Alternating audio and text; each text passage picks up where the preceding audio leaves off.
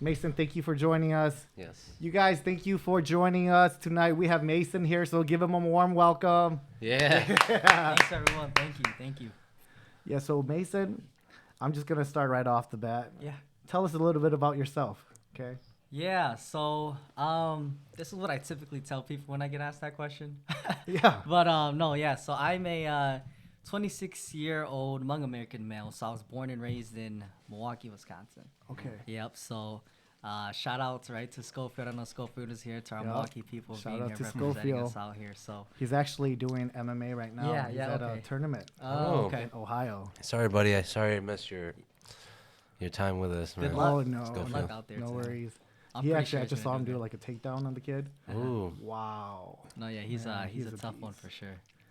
Yeah. Yeah. That, So yeah, born and raised Milwaukee, Wisconsin. Right now, I graduated last year with my master's in clinical rehab counseling. Okay. So I just started. I want to call my first adult job for about a year and a half. So I'm a vocational counselor with the state of Wisconsin. So I've been there for about a year and a few months. Oh. Yep. So I'm still figuring out how to work all my vacation time, PTO, and all that stuff, understanding all that verbiage. But like I said, it's my first like adult job. So, things that I love to do. I was born and raised by two lovely Hmong refugee parents. I saw that. Yeah, I'm the youngest out of 6 siblings. Okay. And yeah, some of the things I love to do. I love to play music. So I play qeej, make music with qeej as well. And then I love playing sports on the side. I'm a huge advocate for mental health, so I love to take care of my body, my mental health through any possible way I can. So, and I definitely love to influence. So, that's kind of just generally the topic of what I do. So. yeah, man. I mean, like I told you when you first came here, I found you on Reels, and I seen your ice bath videos. It showed me day 16, and I was like, this guy's ice bathing. It's cold, and like I seen you go in there, and then you were doing the proverbs. Yeah. And I was like, damn, he doing it with no paper, no nothing.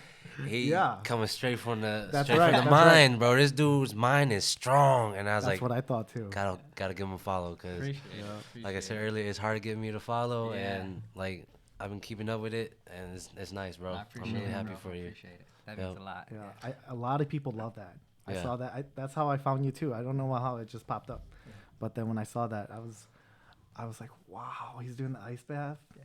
Plus, his Hmong is fluent. Yeah. You know, it's Oh my goodness. it I was was so like, fluent, and his English was great too. So I'm like, and it's so ASMR-y, like he's just speaking to my soul. I'm sitting there just with him in the ice bath. I'm not cold. You're cold.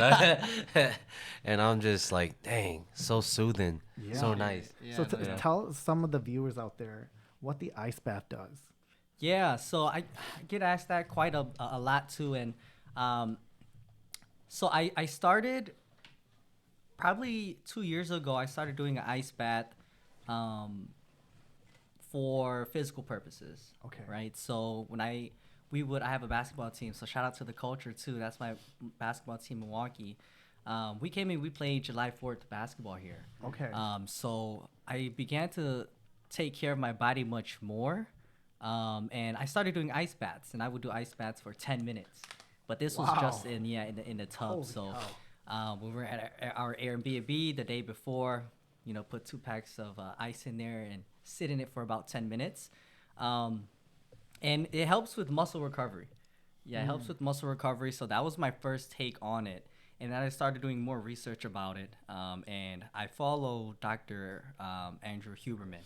So he's a he's a neurobiologist at, I believe it's at Stanford, I think. Yeah, it is Stanford. Yeah. Stanford or Harvard. It's one of the Stanford or Harvard, one of those. It's one of the top schools. Yeah, so I followed him, and I started having much more of a routine rather than just doing it, a day before basketball. I started to do it on a day-to-day basis. So it helps with not just faster muscle recovery, but it helps with increase of dopamine levels, right? So higher levels of energy and focus. It trains your body to warm up much more faster, right? So one thing that I've noticed for sure is being in the ice, the cold plunge, there's like a certain shock that I get. So yeah, that's some of the things that help with. I've become much more intrigued with the mental health side of it. So the higher dopamine levels, being in there, helping with your nervous system. So kind of when I'm in there, I feel like I can conquer the world. So I try to do them, in early in the mornings. Yeah. Once I'm in, I'm like, man, if I can do this for 4 minutes, I'm good. I can do better than anything. coffee. Yeah, at a point, yeah, bro. Like, so I wasn't a huge fan of coffee, but you get that adrenaline rush from coffee. Yeah. But then the ice bath I felt was a more a healthier way, I guess, for me. So I sat in it. So I'm on it for about 12 minutes average throughout the week. Nice. So I try to do 4 days out of the week for 4 minutes, and then calculating that throughout the years, looking at about like 200 days. So on one day, I did mine actually today. So I'm on day 20. Okay. Yeah. Nice. Oh, so, Very cool. so when you're done with them, you do upload them, and you do you put them right out, or is it like a few days and then you put them out? So I do it right after. Right yeah, after? so a few hours after. It does take time to edit, so I am just editing on my phone because I've been too lazy to pull out my laptop and transfer things over. But yeah, I'm editing using the reels on there. So I do it the day after. Yeah. Yeah. I mean, or a few hours after. You can always make good videos too, on your phone. Yeah, for sure. I think we're gonna take a break here real quick. Yeah. I realized I did a live through your personal Facebook and not TeleHmong. Oh, You might really? have to switch it to TeleHmong. Oh, can you switch it to TeleHmong then? That's why. Oh, grab. Okay. Grab, 'cause this Oh. guy's like, It's okay, I got it. sorry. I was That's looking okay. at the live of them like some Spy fan. I'm like, oh. I got one.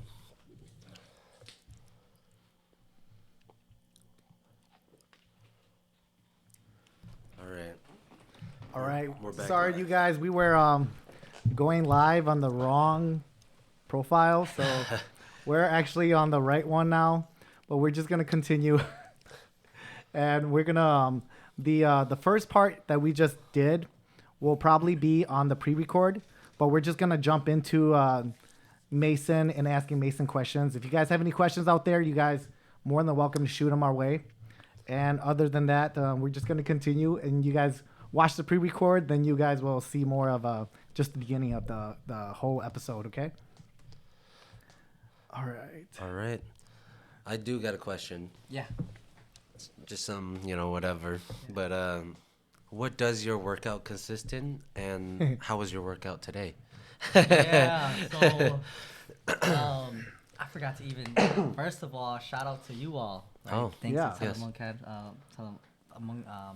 for having me. I appreciate it. Oh, It's Absolutely. a pleasure to be here. No, to thank see you. people, we might have to do another shout out to Shanghai. Shout out to Shanghai and Schofield, right? Milwaukee Yeah. represent. But yeah, even though the other guys couldn't be here, Yeah. I appreciate you all for inviting me, having me be part of your space. I appreciate Absolutely, it. man. We I'm had glad. to. I really love what you were doing. So For sure. yeah, I'm Same. glad that you actually accepted it too. Yeah. Because I send out like sometimes like 10 invitations. Oh, I and see. then 1 and 2 people just reply. Oh, okay. And so you're like, some people they don't follow through, and then some people they follow through, and Yeah.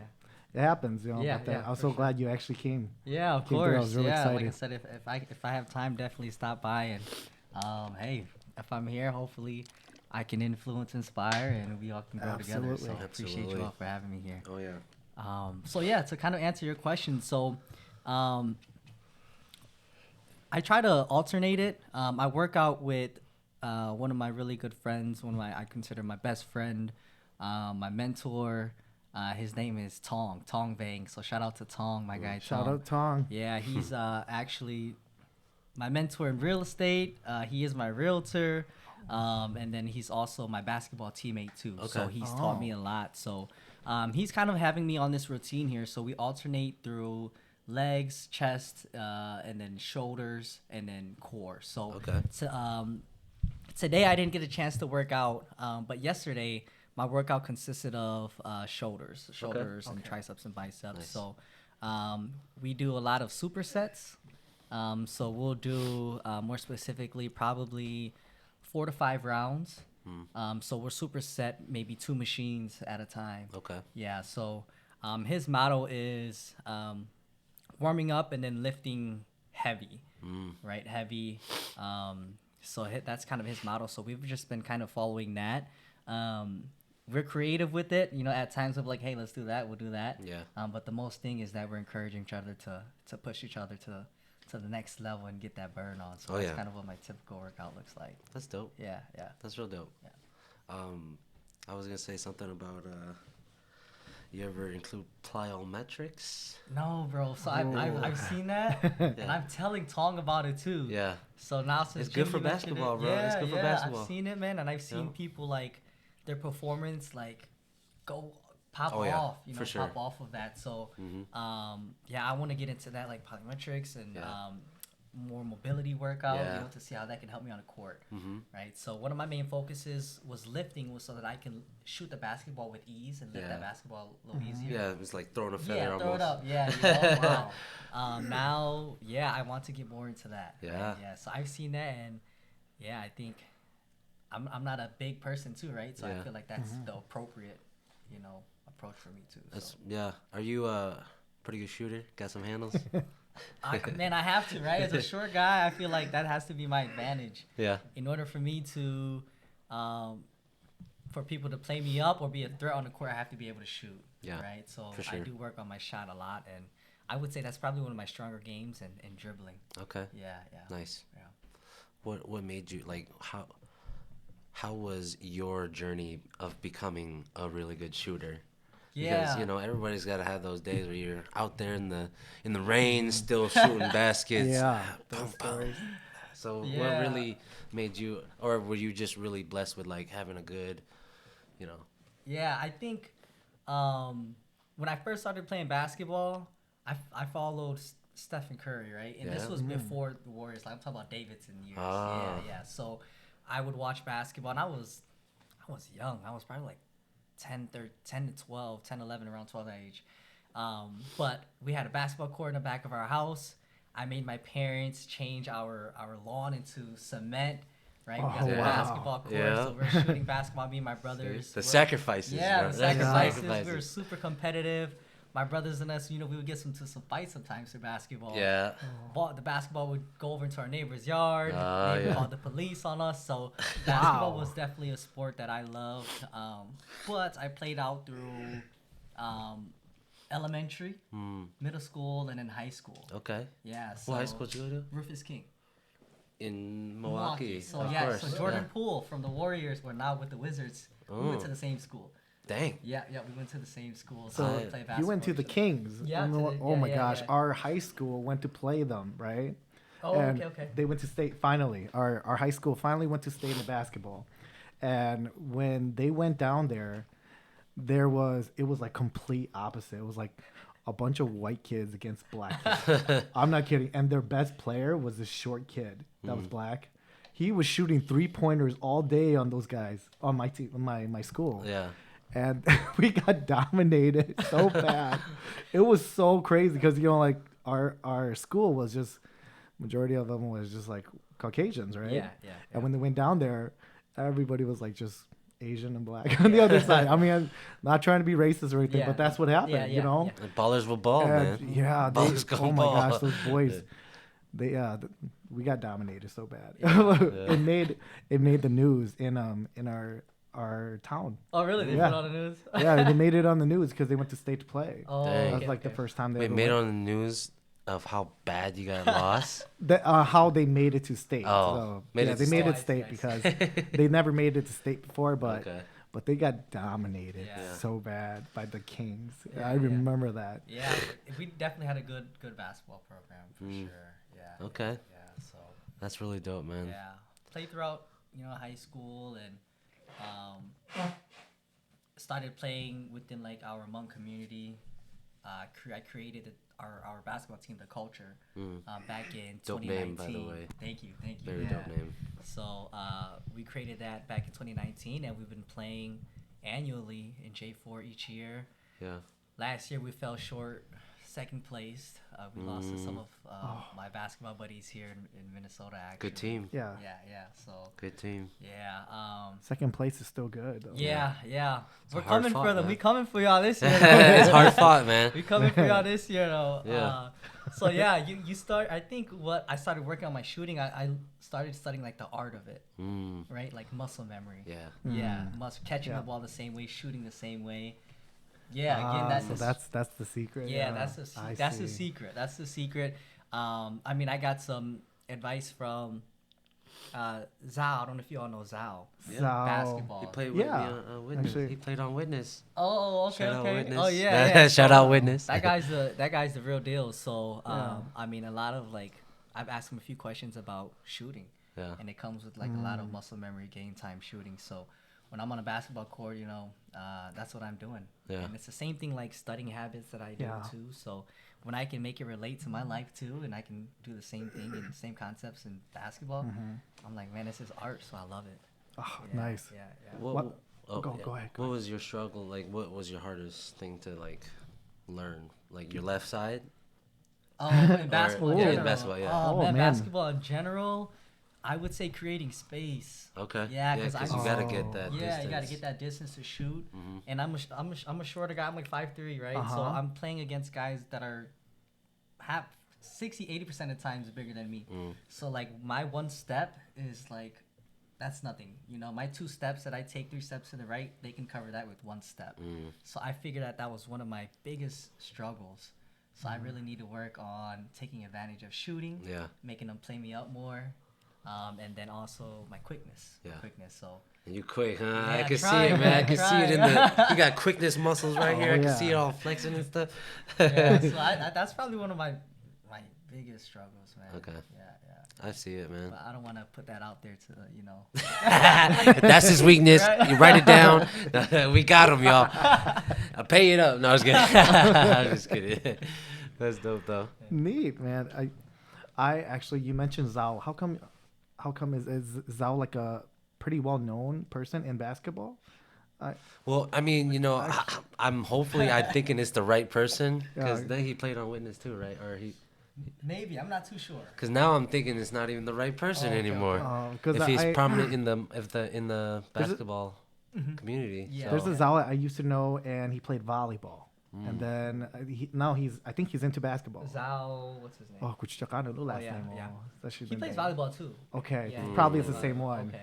Good looking guy. Yeah. Yeah. Kind of big, muscular guy. Yeah. But that guy can shoot like lights out though. Really? Yeah. Is he big in that community of the basketball community? Yeah. He's The the number one guy, you number think? one guy. Yep. Yeah, Wow. No, Shout out to Zhao if you're watching, shout out man. to Zhao. So he's made a huge impact on the game. Oh, really? Of how the game's played, right? So this guy is out there dropping like 80 points.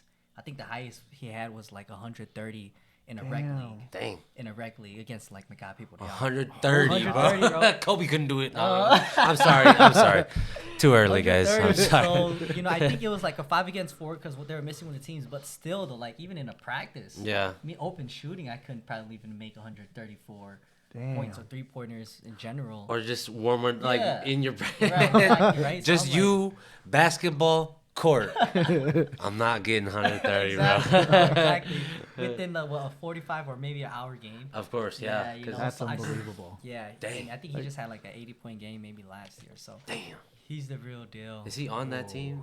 Yeah, that took we first lost place? to. Yeah, in the first place. Okay. That's I their think team so. Minnesota. They're not Minnesota Reign, but they he's not playing no more. He now has a kid, so congrats to them on the way. So Okay. but we did play against them in North Carolina. We just came from there during Thanksgiving, so they had their very first annual Hmong basketball tour by his older brother Alex. So shout out to Alex too. So he came out and played there. We fell short to them too. Yeah, I'm not gonna lie, he still does his thing. He still does his Okay. thing. So yeah. I mean, he needs to share that knowledge. He needs to start, holding basketball yeah, camps yeah, for the facts. Hmong people, you That know. is facts, Yeah, facts. that's usually how it starts. You know, we Yeah. have one person that's passionate about it, they spread it, they Facts, continue it, Yeah. and then it grows. Especially with like how much like not evidence but like people know he's good, people Uh-huh. can Yep. people can vouch for him. Yeah, it's like you and And- Jimmy. You're good at boxing. Anybody can vouch for that. I hope so. I was Yeah. Got the man, huh? I Standing hope next so, to bro. Caleb Truax, you know, Oh, the world shit. champ, and you're not good. I don't think so, man. Damn. Dude, Real you, deal. They got a. I try, man. I try. Don't come for me. Yo. No. But yeah, I mean, going back to because I feel like that's the love. That's where your love is. You know, like I could sit here and talk about golf if you love golf. But I mean, nobody wants to talk about golf. But or boxing, right? You know, Yeah. it's okay. Skip all that. Have you heard of Lethal Shooter? I have, yeah. You like- I've heard you of like Lethal him? Shooter. Yeah. So What's his concept? What do you see? I mean, I haven't watched too much of it, like up close, but I honestly, to be transparent, like I see his name around, I see some of his videos come around, but I haven't really like sat down and like watched his him, videos. what his Man, he's strategy crazy, man. He's got like spinning freaking okay. hoops. Oh yeah, I've He's never like seen that. gotta dial in, and he'll just nothing but Straight through it. Yep. Yeah. Wow. Yeah. And he's like the best shooter right now, I say. Mm-hmm. And he's teaching. I feel like the NBA has a lot more shooters now, probably because of him. You know, because he did hold a lot of like. I'll teach you how to do it, brother. You know, he held their hand through the whole process, and like you should watch some of their training videos because it's like, I can't even explain it. It's like he gets mad at them for missing, right? He's like, bro, you know what you gotta do. Yeah. Just do it, and then boom, they do it, And then and then he's like, see, you're doing it now. Do it again. He passes it to them, and then it's just, it's just over and over, and I'm like, damn. What does he see? Like, what is he seeing? Like, how does he know he's doing it again? Like, what is it? Yeah. Like, if you know, please tell me too, bro. Because, like, that's what's the secret? Yeah. That's probably why he gotta sell it, Oh, for sure. For sure. Do you have I mean, you said Steph Curry, but who's your?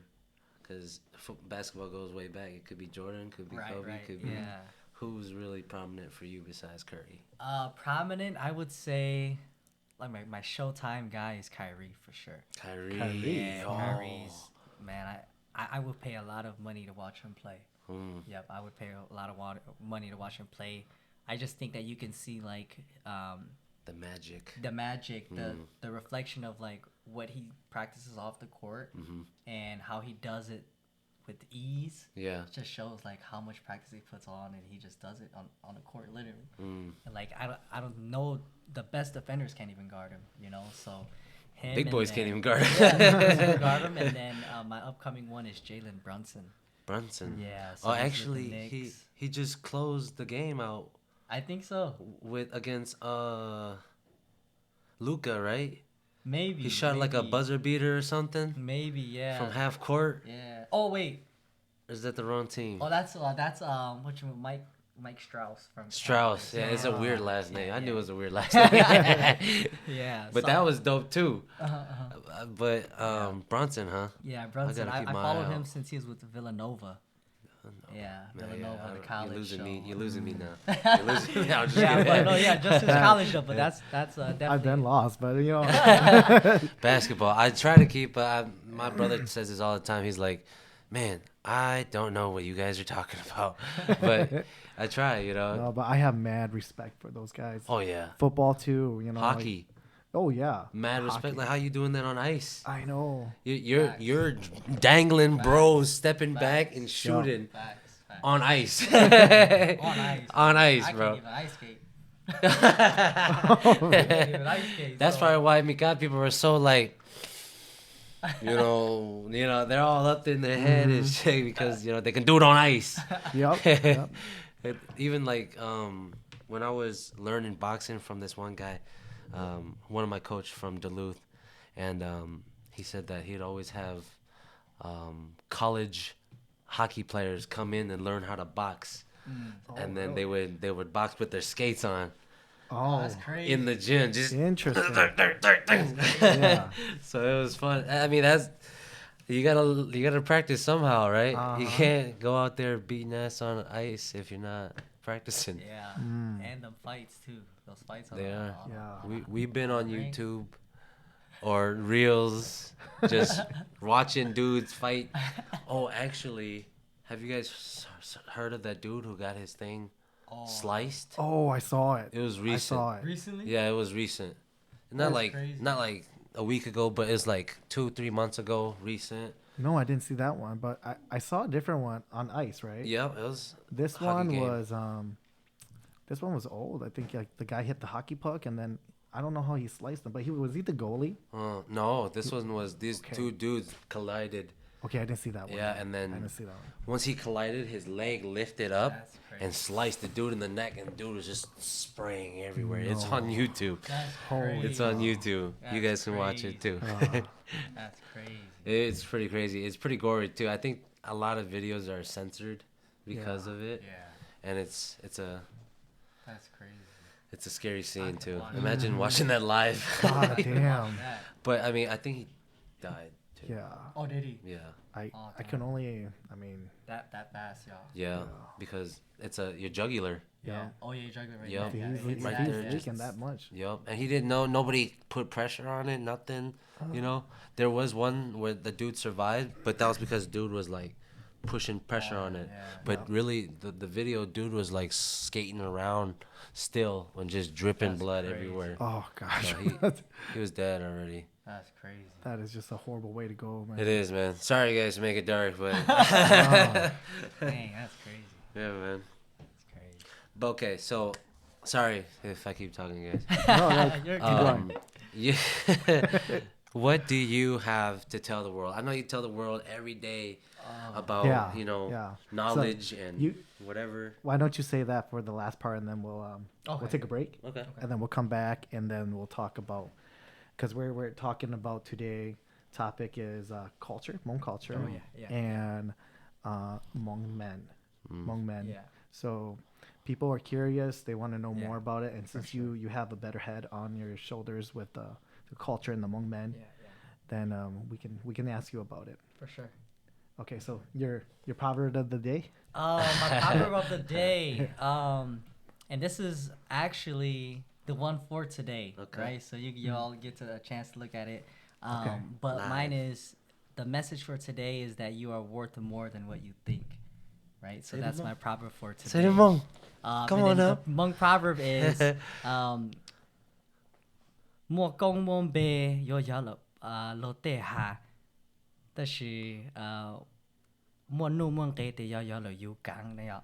So 莫公莫被的要落地下就有 right? So we think about reputation in the Hmong community that 都莫公莫被要叫个上着下色 right? But your worth ก็莫弄给莫怒莫给了的 is within yourself, right? So you 主要的个路家you the king, and the message is really that worth is internal, it's not external, right? It's internal. Your worth is what you think about yourself, it's not what others think of you. Yeah. So that's kind of my message for today. I love it. That I'll be Me too. putting out maybe tomorrow or something like that. But that's Okay. that's kind of my message for So today. it's a specialty to tune in today on the podcast, Yeah, ain't it? No, I was kidding. So that is that's Very kind cool. of my message. Very cool. All For right. today, yeah. Thank you, Mason. We're gonna take a break. You guys For can the still stay with cameras. us on the live. We gotta reset the cameras like we normally do, and then we'll be right back. And you can keep the mic on, Mason. Okay, Yeah. for sure. Yeah, and then for you sure. guys could just chill, grab some more food. Yeah, Yep. for sure, Yeah. for sure. To start us off. Yeah. So, welcome back, you guys. Yeah. Mason, if you guys didn't hear, why are you still? Mason is single, and I gotta ask. Throw him under the bus. Let's take it from there. I gotta ask, like, why are you still single? Yeah. You're at the age already. Yeah. Damn. Yeah. Let's see. I ask myself that too sometimes. Like, why am I single? But no, I just think at this point of life, just doing like a lot of self reflections through like my past relationships. I think for me, it's best to focus on myself, right? So, in previous relationships, I've had my flaws, but then from it, as a person who takes like accountability for their actions, I think that I had to step away from relationships Okay. and really focus and tune tune into myself and my behaviors, right? Like why I acted certain ways and my relationships and so on. So yeah, that's kind of where I'm at right now, focusing on kind of my mental health, my physical body, keeping up with my culture, and trying to influence. So that's one of the things I feel like is kind of keeping me away from a relationship is that. And I think I'll know once I run into the right one. I'll have a better understanding of what's the perfect fit for me. Yeah, and not even the perfect fit for me, but am I the perfect fit for them too? Okay. Yeah. So that's kind of why. That's a great way of looking at it. Oh yeah. You know, I really like that. Man, as a word specialist, a word surgeon here, man. Yeah. We got a word surgeon. That's some really deep stuff, you know, and it takes a lot too, because you are thinking about all that stuff, and not much people really look into that and think about that. Facts, yeah. So that's good. And Very selfless of you. Yeah. Appreciate it. What were we talking about earlier though? Besides the single part, you got a better brain than me. I get hit in the head. So. What were we talking about? We're gonna talk about Hmong men. And, That's right. Yeah. Hmong culture. Well, that's not what I was trying to talk about. I was just kidding. I'm just kidding. Well, no, go ahead, Jimmy. if you No, want. I honestly forgot. So Okay. it was good though. They can rewind it in the chat or whatever. Yeah. They'll So I figure it gotta out. ask you first. One of the guests asked your watch when you hop into the cold plunge. Yeah. You don't take it off? Yeah. Oh, you do take Oh it no, off? I don't. Okay. Yeah, I don't. Yeah. Is it okay when you come back out? Like your watch is still fine? Yep. Okay. So it's an Apple Watch. It's the one right Oh, now. okay. So Yeah, it yeah, does. I've catch myself sometimes forgetting to take it off, so I shower with it. It is my timer when I'm in there too. So when it comes out, this is I think only Gen 3. So shout out to Apple. Give me Shout some out to stuff. Apple. Yeah, give me some stuff. But yeah, give me the new one. But Yeah. yeah. When I come out, it still does. Still Okay. does work. Oh, have you ever done cryotherapy? I have not. It's pretty much, my gym had one in the boxing gym, and it's pretty much ice baths, but instead of having to do it for 15 minutes, you're in it for 3 minutes. Oh, okay. Yep. And it gets down to like 150 Celsius. So if you convert that over to Fahrenheit, Holy like cow. 260.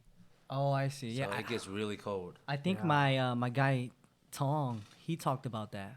Yeah. He mentioned that too. Like there's legit businesses that where you can just go in and do a plunge real quick, or you can Yeah. go into a steam room real quick, and they can, it's really convenient. Yeah. So I believe it's an actual thing. Too. Yeah, So it's it probably- is, and yeah. it does help. Like I did it once during the when we had it running, and what it does is it shoots liquid nitrogen at you, and then it cools your body, and you're pretty much down to your willies, and you're just in your boxers, and you're getting steamed liquid nitrogen to you, and it's cold, man. I tell you, it's the coldest I've ever been. Oh, so you have done it before? Yeah, I've Jimmy? done it before, and okay, what okay. it really sends your body into shock or whatever, where, boom, everything comes inside, like your blood rushes into your central nervous system, and then pretty much detoxifies in the acid of your stomach and stuff like that, and then what is it? Shoots back out when you leave. Right, because then it sends the blood back to everything to warm up, and so that's why you feel all tingly after ice bath. Yep.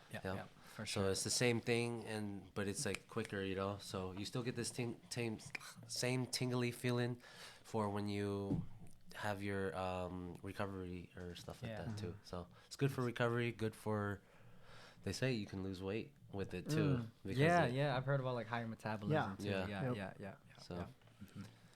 Same studies as ice bath, but what is it? Faster. Yeah. And a faster scale. Yeah, faster scale. Yeah. Man, go ahead. No. I was just gonna say, but yeah. I've seen those machines, or I've seen people do it, and it's gotta cost a lot to have one of those. Yeah, it was a lot. It's like 20,000 just for the machine, and then like 5,000 just for the tank, something like that. Damn. And then Hopefully you can charge like $100. Yeah, yeah. Hopefully. But yeah. So Mason, let's get down to it. For the Hmong men nowadays, Yeah. why do you think that there is so much suicide in the Hmong culture, especially towards the Hmong men? Why is that? And I will say this, I will make like a disclaimer, right? I mean, I'm no huge expert about mental health. I kind of study what I study on a Vogue side of things. I've taken some courses around suicide awareness in my grad program. I think it can be, and not to generalize things, but I think it's a common I won't say scheme, but a common idea in all suicides. Maybe a lot of self-isolation, right? It could be a combination of anxiety, depression, and so on. I will say within the Hmong community, I can say that there are definitely stereotypes or gender roles or maybe even cultural values that could possibly play a huge factor into things. But it's really hard to say. It can be on a case-to-case basis as each individual has their own experiences that they go through. But I think just more like speaking on my experiences, I would say a lot of it has to do even just more of like episodes of depression or anxiety would come through a lot of the gender roles, stereotypes of our culture. Okay. Yeah. Good. That's a good thought. Well said. I mean, very well I'm said. speechless. So. And I think I agree with that too. A lot of it. For sure. Are you still doing any like mental studies awareness and stuff like that right now, or just kept up on Yeah. your education from? Yeah, so I didn't further my education after that. I did have ideas of going back to one OT school, occupational therapy school, or furthering, getting my PhD in rehab counseling. Okay. But my most recent study, I wouldn't even say recent, but I did this study with Dr. Kevin Bankston, and he's teaching somewhere in Washington now. But we studied more of the vocational side aspects of things. So we studied Hmong male from ages of 18 to 35. And we studied kind of some of the employment barriers between them. Employment barriers? Yep, employment barriers within our Hmong community for young Hmong men. And some of the findings that we found was were mental health issues, and specifically being unable to express those, those ideas of depression or how they felt to their parents or even in the Hmong community, right? Because even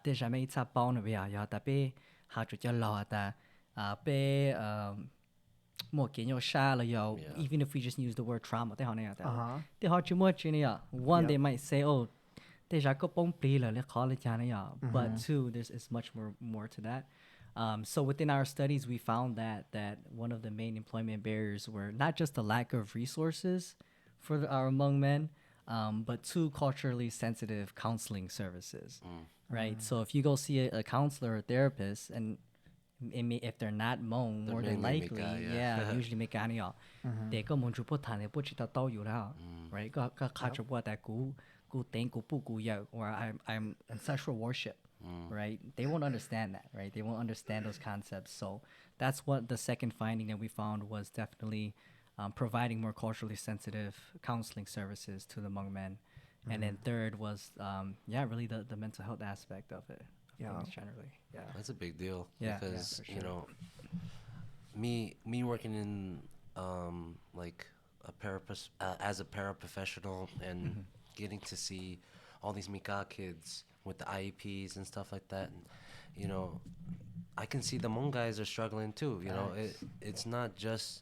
It's because they went out there and they got tested. Facts. They had the time and went to get tested and knew what to look for, and just to make sure if he had it or didn't have it. Facts.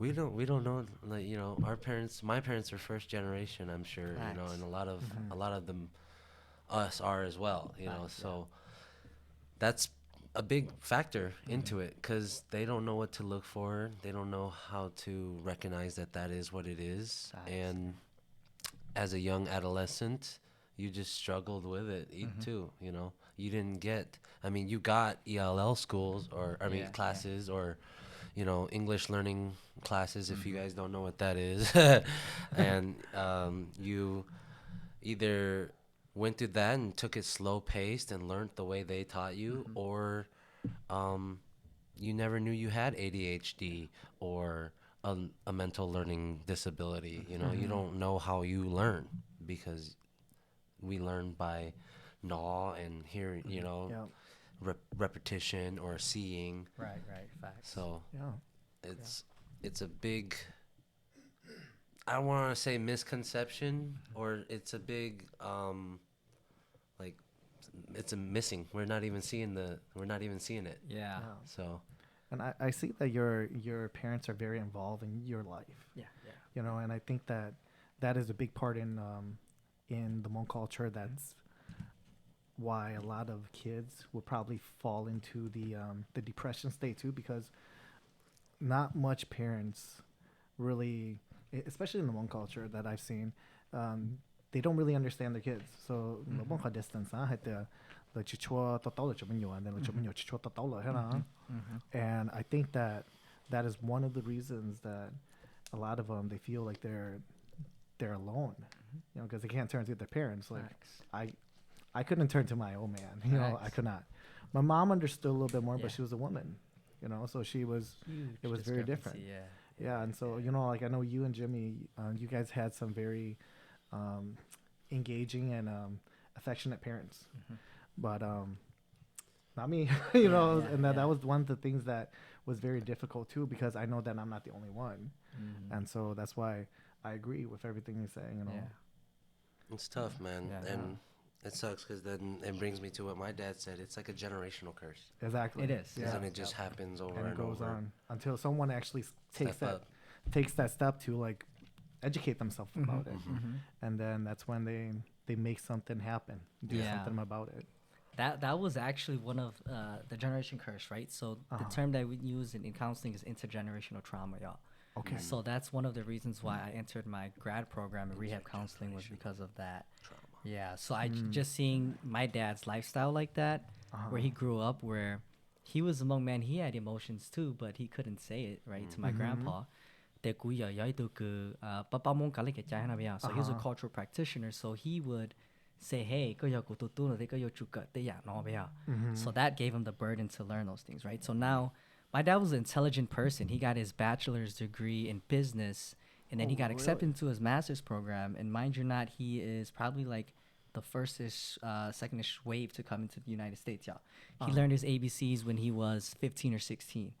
And so then he was split between two different worlds. Yeah, he was like, am I going to become a business person, right? He had aspirations to own his own business and stuff. Yeah. So I've seen that trauma in between him. And now it's like, he's on disability, right? SSI, where to his point now is where that's where he's at, right? That's where his peak level's at. And that's all as of a root of being split between two different worlds of that, right? So me growing up, I was like, man, I don't want to be like that, right? So that intergenerational trauma that my dad had, I didn't want that to pass on to me.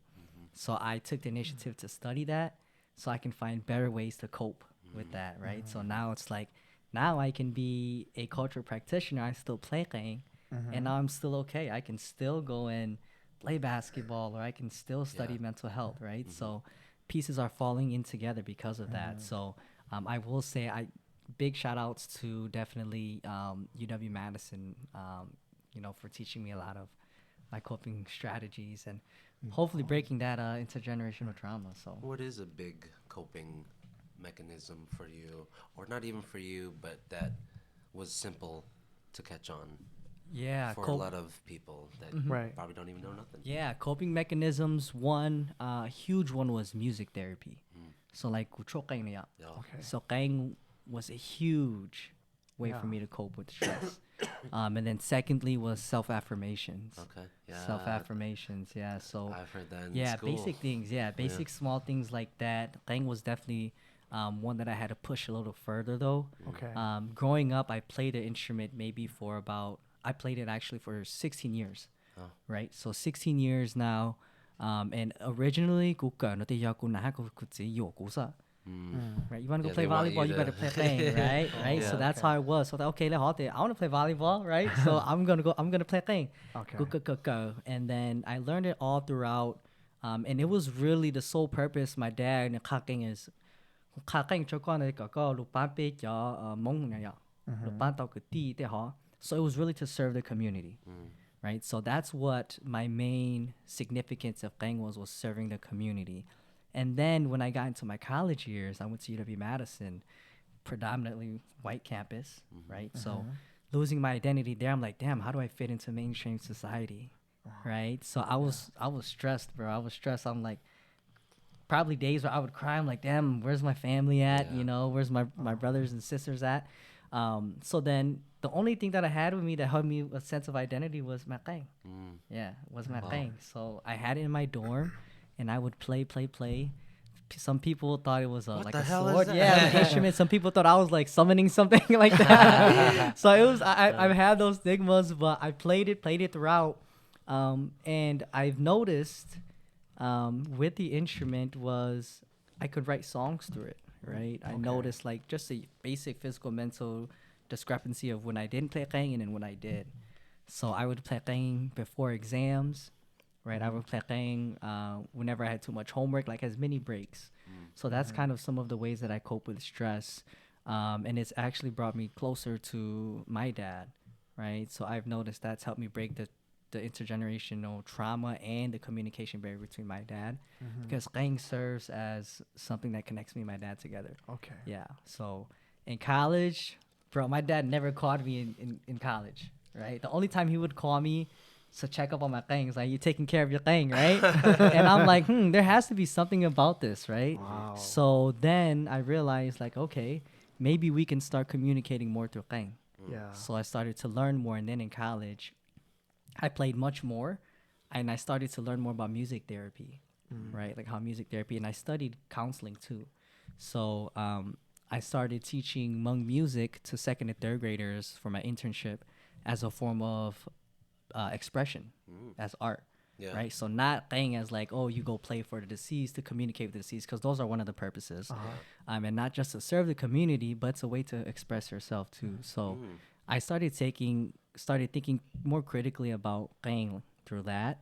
And then since then, I've been invited to give guest lectures at UW-Madison for music, UW-Milwaukee, and then more general performances and informational speeches at like leadership conferences and business conferences. So I've been blessed to give that platform to tackle the stigma of qeej through that. That is not just for Hmong Kalikajai, which is really important though, Right. but also that you can use it as music to express yourself. So That's cool. That is really neat. yeah. Yeah, my father-in-law plays it, and I wish he could have been here. You Yeah, know, I don't know if you brought your.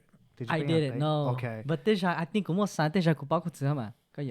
Yeah, you definitely probably will. because Okay. my mother-in-law is Itamohana. So What's your father-in-law's name? Out of curiosity. Vincent. Oh, Poker. Oh, I you know. do? Oh, you Yeah, do know yeah. him? Okay. Yeah. So if you tell him, just tell him that you met Zedong's son. Zedong. Okay. Yeah. So he'll know. But we played qeej together before. Okay. Yeah. We played qeej together. I told him to before, come, but he's caught up with something right Oh, now. okay, so that's okay. why. No, yeah. It's totally fine. Yeah, tell him definitely. I said what's up. Yeah. Yeah, I wanted to let you play a little bit for us at Oh, the okay, end okay. of the day. But, I see. but No worries.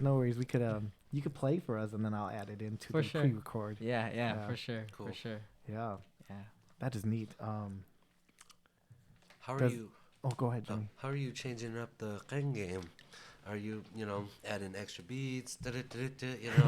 How's it sounding, man? Yeah, so like I did this project. I don't know if you all heard of DJ Peter, but I did this project with him where we try to use like modern day music or instrumentals and incorporate it with. Does he have some stuff out already? Yeah, he does. Yeah, Yep, on yeah, YouTube. I do know who- Yeah. I do know who he is. Yeah, so we don't try know to him, use and put into instrumentals, more modern day instrumentals. So we did that one. It was a success. It was the very first one. Like we did it. He's like, hey, let's collab. I'm like, all right, that's cool.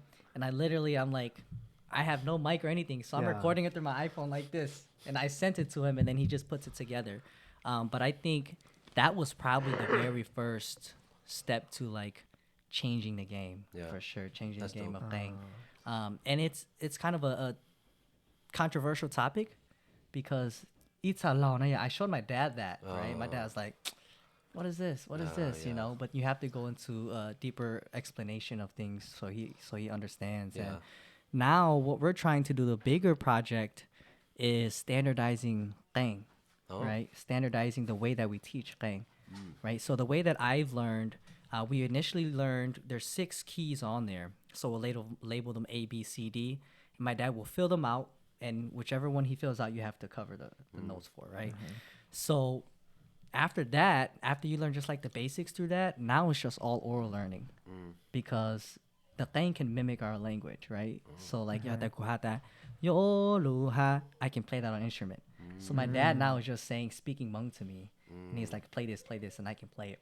But to the younger youth now, if they don't know really the Hmong language, how are we going to standardize it? Right. So we're trying to, similar to like music, when you play the guitar, violin, or piano, there's an E minor, C minor, D minor. So now we're trying to standardize it to a way where our tonal language, if we can say, hey, these combinations of keys can play this certain word, and you understand that tone, now we can kind of standardize it so people can learn, right? Because a lot of the kids now, they understand music, they played music. So if we can kind of standardize it like that, so that's where a lot of the game change is happening right now. Pioneers, man. Yeah, trying to. Yeah, That's really dope. Yeah.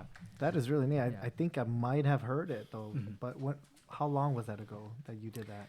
So I haven't. We haven't really come up with a structure like that. I've shared it to UW Milwaukee's music department when I did a guest lecture. Because you're gonna need some some minds supports, behind exactly. this, Yeah. So they're like, oh, we know exactly what you're trying to do, you know. But again, we try to keep it original as well too. But I haven't really had the time to follow through with that. But I know I've had some other individuals teaching it, like my nephew Walla Telang. He's in Minnesota here too. So shout out to him. He's starting a virtual Qing class. Oh. Yep, a virtual Qing class That's where cool. you can just easily access those videos online. So make sure to check them out. Yeah. Check them out on there. But yeah, those are some of the things that I'm seeing that are kind of popping up. That's cool. in Qing. Yeah, and I got students, Hmong students in my school, which is, it's coming prominent now. We actually we're the first Hmong club in Centennial High School. Dope. So we're making moves. Yeah. I got pictures of them and all that stuff too. Yeah. But I got a girl who does qing every weekend for funerals. Oh, And really? She's now that's her job. And Wow. they just go and they're traveling Yeah. places to do qing at funerals. Yeah. Have For you their ever done that, services. Mason? Play at Yeah, funerals? yeah. So I grew up doing that like my whole life. Oh. So my dad, when I was younger, right, I didn't have a phone. I didn't have the luxury, right? Yeah. You know, we're like a Yeah. low income family, so I didn't have the luxury of having a phone Gotta or use the anything house like phone. yeah, house phone or something like that. But my extracurricular activity was following my dad, right? yeah. So following my dad, and I started to enjoy what he did. So whenever I would follow him and I see him playing qing or talking with the elders and he's having fun, I'm like, let me try that. I You're want to like have a mini fun. him. Yeah. So I kind of grew up doing that, and then that was my extracurricular. So I was at funerals a lot. Okay. And I've been to qings a few times. I do consider myself a cultural practitioner, being there, Okay. playing certain songs specifically for funerals. So yeah. Very cool. All right. We're going to have to take a break, Yeah. but we'll come right back. For sure, And for then sure. we'll continue it, and we'll talk some more about culture and the Hmong sure. men. All right? For Very sure. cool. So we are back, and are you still gonna have to leave at like 9 or anything? Yeah, probably around 9. Yeah. Okay. You going back to Milwaukee? No. Oh. I'm You staying out here for? Yeah, what? yeah. Okay. Staying out here for a while. Are you at a hotel or? No, I'm at families? a friend's actually. Okay. Yeah, I'm at a Oh. friend's. That's dope. Yeah, That's I'm how at a you- friend's. That's how you do it, man. Yeah. Yeah. So we're talking about qing. Now, have you ever played something at like a funeral and just get emotional about it, and like have some tears? Yeah. Oh, for sure. Yeah, Right. for sure. I'm not even at funerals at home. right? And yeah, really? at home too. So, Get real passionate. yeah, with it. get real passionate. Like I Yeah. mentioned, those songs are super meaningful, right? So the songs that I've learned are like stories that are passed down from my uncles, who have all passed. It's just my dad left. So my dad learns those songs, and he teaches them to me, Okay. right? But what makes it much more emotional and meaningful is, I kind of touched base upon this too, but my dad, if I sit down with my dad and have a conversation with him and I ask him straight up, like, how are you? Like emotionally, mentally, he won't tell me anything. Like, go okay, sir. Go okay, yeah. Yeah. He'd kind of dismiss it. But what I've noticed is when we play qeej together, though, Sad. this guy is telling me everything, Oh. right? But only okay. because we have the qeej, right? So Yeah. when he Okay. has the qeej there with him and he's teaching me qeej, now he's like, oh, tu, ra qeej no ya, ra qeej ku ka da ka uncle lu ne ya. Oh, thầu u nó tê, bây giờ mình nhổn rô sư nó tê, ra kênh nó hà lên nó à ta, thầu u của giờ mình nhổn rô e, của lại muốn chán nó cho hậu cho của tụ kênh đó, right? So now he's telling his stories, right? So it became more of a method of storytelling. So I've noticed that, hey, if I really want to, learn more about stories, I learned more of his qenh songs. And that's the song that he created Right. when he was out there. Exactly. Damn. So with each uncle, they have their own song. It kind of represents them. And then my dad learns it, and my other uncles, they learn it, and then my dad teaches it to me. So now I get a story with everything. So I do get emotional. Like I had an uncle who passed away, my dad's youngest brother, my uncle Junlan Hena. He didn't teach me a song, but he put it up on YouTube, and I learned it. So now when I play that song, I get super emotional. I play that song. My dad, all of his brothers passed, so it's just him. So there's one song that says, you don't have brothers. So anything you go do, you can't feel like you can't achieve it. Damn. Yeah. Right? So you don't have no brothers, so you go to school, you feel like you can't learn. You want to go you go garden, you can't because there's nobody there, labor, physically wise, there to support you. Right. So now when my dad plays that song, now he breaks down, right? So fortunately, I still have my brothers, so when I play that song, it's not as emotional, but I do play that song reminds me of him, then I'll tear down and break down sometimes. And then at funerals, there's definitely certain songs that hit home for sure. Yeah, it really speaks to our Hmong culture and our history, and it ties back to genocide, right? So just Right. simple concept of genocide within our Hmong community that can be really emotional when you play those songs. Yeah. Now you're the youngest. You said, right? Yeah. Are your older brothers? Do they get into qeej too, or are you the only one? They did, right? It's four of us. They did. Okay. They were learning the same experience, right? They were forced to. Like, you want to go play volleyball, play tennis, you better learn qeej. Yeah. They learned, and then my second oldest brother Luke, he excelled way faster than me. He learned the basics in probably 3 weeks. In 2 weeks. I learned in 4 weeks. So he was really excelling, and he just had like he was a good learner. That was it, right? He was a good learner. But they came down and told my dad, saying, "Hey, I think this isn't for us." Right? Okay. They understood the concept that we're doing this just to make you happy, but it's not for us. So they felt that if they did keep learning, they wouldn't succeed or they wouldn't be as passionate about it. Yeah. So they told that to my dad, and my dad's like, that makes sense, right? That makes sense. And Wow, then your dad took it. my dad took it. My dad Wow. took it, and then I continued learning. Okay. And then I played piano. I learned piano when I was younger, and then also guitar. So I loved music. So I played it as music. It's something that I love learning. And then now that I'm super, super, deeply rooted and connected with it, especially through my dad too, then I'm like, yeah, I've kept Yeah. learning ever since then. So That's really neat. yeah, To bond with your father through qeej. yeah, You know. yeah, that's dope. I have yeah. never heard that, but that's amazing. Yeah. I can never bond my dad.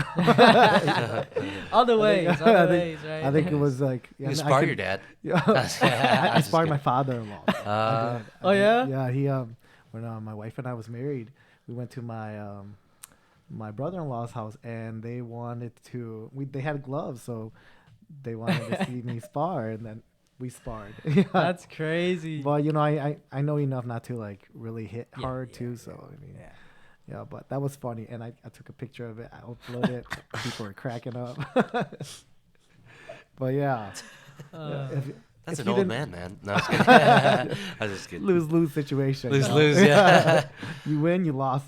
Yeah. You win, you beat an old man. You Yep. lost, you lost. You an lost old an man. old He's man. strong though. Your father-in-law? You seen his legs? Yeah, Oh, he's yeah. strong. They he's, all he's got healthy. good legs, bro. He's really healthy. All of them. He's Oh, healthy. yeah, I've that seen is him. true. Yeah. I've seen Well, him. my at- father-in-law, he's a soccer player. He's been playing That's for what I like was just 30 gonna years, say. Soccer.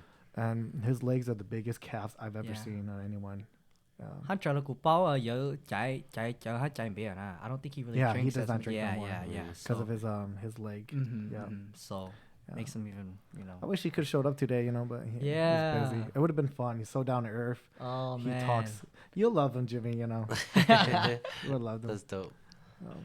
Oh. Going back to the qeej, I think it's really cool now that you shared that story. That now you're writing your own songs, but I get it. Like, that's probably why he didn't like what you was bringing to him, because there is no story. If not that there is no story, there is no like heartfelt in it, or there is heartfelt in it. It's like a mood and like a vibe, right? But then, is there a deeper meaning behind it? I mean, I don't know. Like, I can see why it would be like, yeah, you're shitting on, or like that's how he would feel like, you know. But thinking of the stories and how it's very moving for him, and like you said, this is what happened when he was doing it and how he was creating the song at that time. So I'm sure in the future it'd still be like that for yours, even with the new and improved stuff too. Facts, yeah. Just that I'm sure they'll open up and listen to the story. Just gotta have the story be a little louder. Yeah, story a little bit. Yeah, Exactly. yeah. Yeah. I know.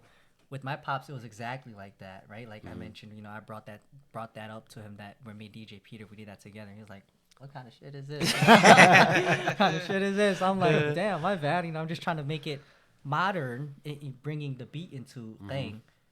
So that the younger youth, they're like, oh, this is kind of like hip hop type of thing, right? And they listen to it, right? Making it more accessible to the modern youth. But I think that's what his the idea was, bringing like those beats and stuff into it. It's like, it didn't really work out. But when I had just went to Cali actually, and my cousin passed away in Cali, so I was telling my dad I'm gonna go. I'm gonna learn a few songs. And I told him, hey, what if we wrote a song like this? Now he's willing to listen. Yeah, my dad's willing to listen now. Cool. So we came up with a song that says that my cousin passed, and we tried our best to like cure him, help him survive, but he couldn't.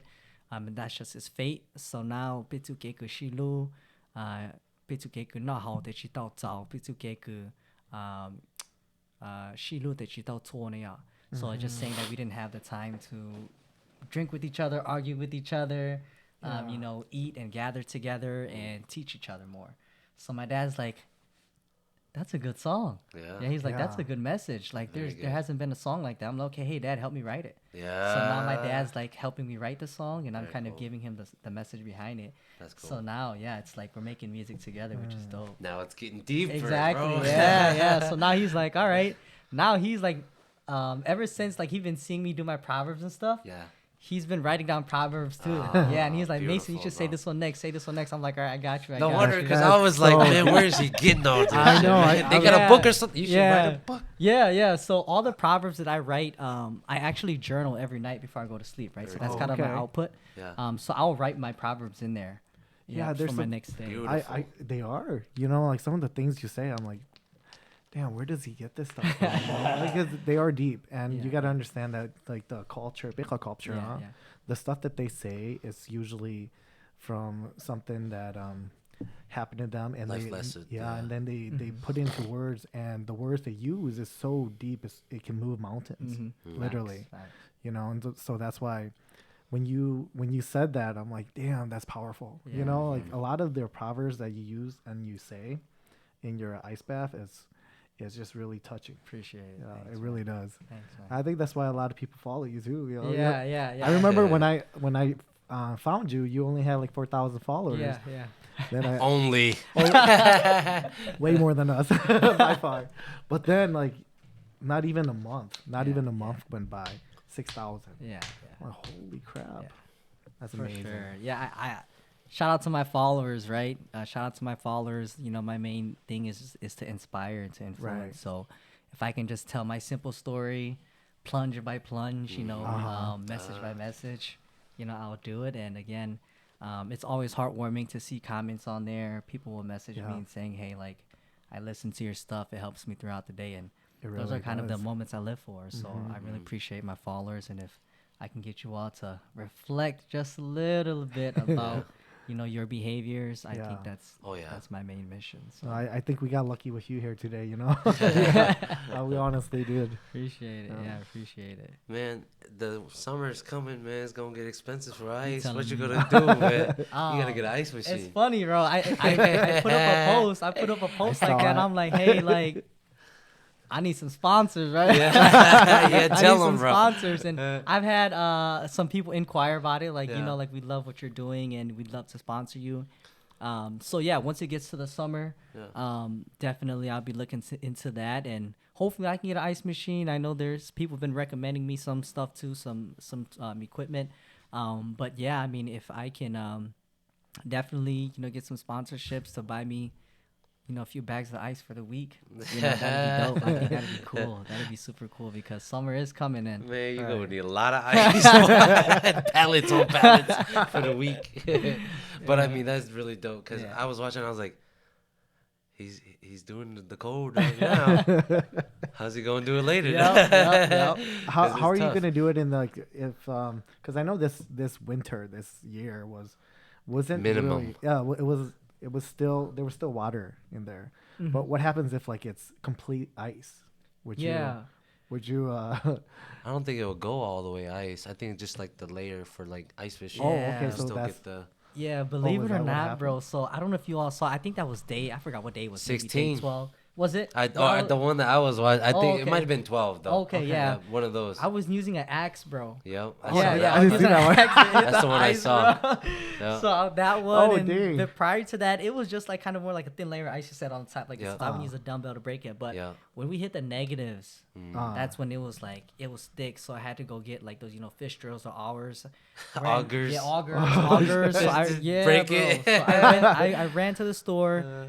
Came back, but then my dad I was already at it by that time. He was Yeah. I already did it. You go ahead, get in. So I'm like, okay, dope. He waiting for you. Yeah, He he's wanted waiting to for watch me. it. Yeah. He's like, go ahead, get in. Because you know how Hmong parents are. Hmong parents are like, Right. yeah, sao mày biết hỏi là cũng muốn tôi trang câu nha, you know, trang câu nói muốn cho ice. So I went 15 minutes, came back. He's like, oh, I already did it. Like Yeah. it's all broken up. I'm like, all right. But then I got a recommendation to get a water heater. Oh. Yeah, so I've been when it gets really cold, I put it in there, and bro, I think it hits like 2,000 voltage around there. So it doesn't let the ice Melt. it melts the ice and it doesn't let it freeze up. Okay. Yeah. But it's still my average temperature for the water is probably around like that 25 to 30 range. Yeah, so and you got a metal trough too. Yeah, so yeah, it- yeah. That gets cold. Yeah, so Holds the cold. yeah, my friend Tong, we do plunges together too. My mentor, my best friend there. So we do plunges together too. So he has one though. This guy spent $3,700 on his. Oh, yeah. Yep. So it filters his water. Yeah, I seen those. Controls water temp and everything. It's the inflatable one though, right? No, it's like a No? cooler. It's called I think Dang. Grizzly. Yeah. It's a Dang. cooler and it fits him. And they do have the inflatable one. Yeah, the where inflatable it's- one. it's He bought that one. Yeah, filtration he bought that system, one, and everything. then he's like the inflatable ones. You know, it wasn't too durable, so he ended up Yeah. getting this $3,700 one. Damn. But no, I think Worth it, though, I'm Yeah, it was sure. worth it. It was Yeah. one of the best investments that Mhm. he's made. He's told me so. That's a good. I mean, that's a really good one too. Because then it's like an ice box Facts. for yeah. sure. You know, Yeah, it's a yeah. cooler, has the cooler Yeah. materials in it. I think I've seen that one too. Yeah. That's dope, man. You've been in that one? No, I haven't. I've seen No. it though. Oh. Yeah, I've seen it. I told him, I'm like, damn, I want one like you, but hey, my budget, I'm not there yet. Sponsors. Let me go ahead and get Get this the sponsors out there. $170 tank at Blaine's Farmer Fleet. So that's where I got mine, filled it Yeah. up, and it's been working though. Yeah. So I think you just gotta reach out to them and be like, hey, this is how much followers I got. No, Oh, for real. Yeah, like, for real. go You'll to be the surprised. company They and be probably like, would. yeah. I'm gonna be showing your cooler the whole time. You know, I can do a sponsorship video for Facts, it, yeah, but yeah. I'm gonna be using it every day. No, So I guarantee you probably would get it. Oh, You yeah, know, me too. 'cause especially with how many over 1,000 you'll get already. Because my Yeah. buddy, he got a whole bunch of like title gear sent to him. Oh, for And he's real? only got like, I don't know, 400 or 500. Really? Yeah, no, But- I'll look into that for Yes, sure. bro. Yep. And then tell him you do a couple of advertisements. Yeah, for yeah, him. shout them out and stuff like Yeah. that. Yeah, Yep. for sure. Because like you said, you're doing big things. Appreciate it. Doing appreciate real it. big things. Now let's go on to the next topic. Okay. What do you think about interracial marriage for the culture? Do you think that they have kind of eased up on that, or do you think that they still kind of frown upon it? Hard to say. I will again, all the information I'm speaking of is based off the premise of my experiences. Yeah. I will say this, that my sister did marry out of race, right? She's engaged now, so congrats to Guti, my Yayi Lucas, and my sister. White. Mhm. I was just kidding. Just by the name. But yeah, no, I think it's pros and cons to it. But I think the most important thing is love, right? Yeah. So I've heard Right. my dad say that, and this is when I really took a different take on it. Was when I heard my dad, after my sister got engaged, my dad's like, "Hey, as long as he loves you, you love him. That's the most important thing, right?" So I was like, "Damn, my dad said that, right? Out of everybody." Yeah. I'm like, "Hey, we're starting to change." Yeah. Right? Right. We're starting to change, and I could say that confidently, with the upcoming generation, the parents. I think, I would say it's growing. I would say it's growing. The most important thing that I think that they're scared is just about the preservation of our culture. Yeah. That's the Yeah. main That's a thing. big deal. Yeah, Yep. that's the huge deal, right? Yep. Kuchihata, oh, moyo me kana ponichi lo yutun chai lo yututu ne mo te meng. I don't think that's really the main primary reason. I think it's a matter of preserving a culture. Right. For sure. So if we want to marry out of race, hey, come and learn Kang, right? Yeah. No, for sure, Right, man. with your Hmong Kalikit and stuff. Because Yeah. I think with that, though, if they see the younger generation being able to hold certain traditions and practice of our Hmong culture, Yeah. I don't think like, oh, yeah, that memo yo me kala lu hai neng. I don't think they have any issues with that, right? And the successful marriages and relationships that I have seen are those que tu vau me ka whatever. They're willing to come and learn the culture, right? That's where I've seen the most Yeah. success in Exactly. marriages. Yeah. For So it's sure. a matter, even if you marry a race, it's just a matter of having someone who understands you, Yeah. right? So if they love your daughter, they'll love her family, they'll love her culture, her identity for who she is. So that's kind of where I'm sitting at with, interracial marriages and couples. agree. It's a Yeah. big deal. I mean, It is. that's been impacting me in my life as well. I got, I guess it's not a yayi. Is that how you say it? Brother-in-law. is Brother-in-law. I got a yayi who's May, and I have one that's gonna be Clue. So it's very dope how my dad has opened up to it, but I could also see how like you gotta think about it as this, right? And it only hit me like this until like I'm in high school with these kids, right? And I'm learning about the Vietnam War again. I'm learning about this and that again. And you gotta think about it. We went through mass genocide. We lost a lot of our people. The number one thing they wanted to do was to make more Hmong people, right? right. And the only way you can do that is by having Hmong on, with Hmong. Right. And I can see why that was really a big deal because, like I said, we lost a lot of our numbers. And even with that, like me today or us today, we don't even know the true deep down history of the Hmong people. It's so long gone because there's so much it's been lost. So that's probably another thing why they want to keep it so enclosed. Oh, yeah, for sure. And like we are involving because then I think the Hmong people has learned to love America so much and learned to call it their home that we can have Hmong Mika kids now, So I think they are opening up I- for the better. My instructor who taught me martial arts was half Hmong, half Meka. His mom was Meka, and his dad is Hmong. It's kind of funny because when I first met their dad, and I was in the room with Elijah, which is my good friend, and this Hmong guy pops out and says, "Hey, Ping, lo no mo." Who was that? Because Meka. I'm like, who's that? He's like, oh, that's my dad. Like, your dad's straight up Hmong, dude. Oh, that's it's my just dad. so weird. It was like, but then, I got to know the family, and I love them so much too, because my instructor, I love him. Yeah. And so their mom speaks more fluent Hmong than me. She's so good at Hmong. And she that's makes, awesome to see. Yeah, she makes me look bad. And, she makes a lot of people look bad. But that's like what you said, like she has committed her life to this man, and she's completely changed, learned the language. They're Christian. Yeah. They're Christian. But they've been together for probably 40 years. Yeah. Yeah, Wow. 40, 50 years. I mean, Yeah. yeah, and they're still going strong. Very Yeah. cool. Yeah, I mean that's like another huge discrepancy. Like I said, I think it comes all down to culture, right? Yeah. One is just because when chai blue mona, right? Like we lose a sense of identity, Yep. right? So like we lose of where we came from, right? Our identity, our roots, our cultural history, our transnational journey as Hmong refugees. Like we lose those type of things.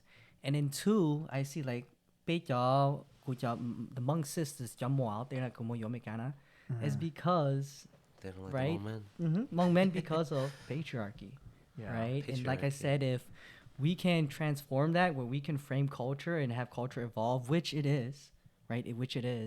Right? So the 18 Clan Council, I think they now have where they allow same-sex marriages now, right? So those are things that are changing, right? So I think that if we really want to encourage and promote, marriages between Hmong people, we just kind of help our culture transform, right? We go back and we study right? Like alcoholism in Hmong culture is a huge thing, right? Yeah. Like how do we study that? When is it right to drink, right? So small things like that, I think we're slowly picking up on.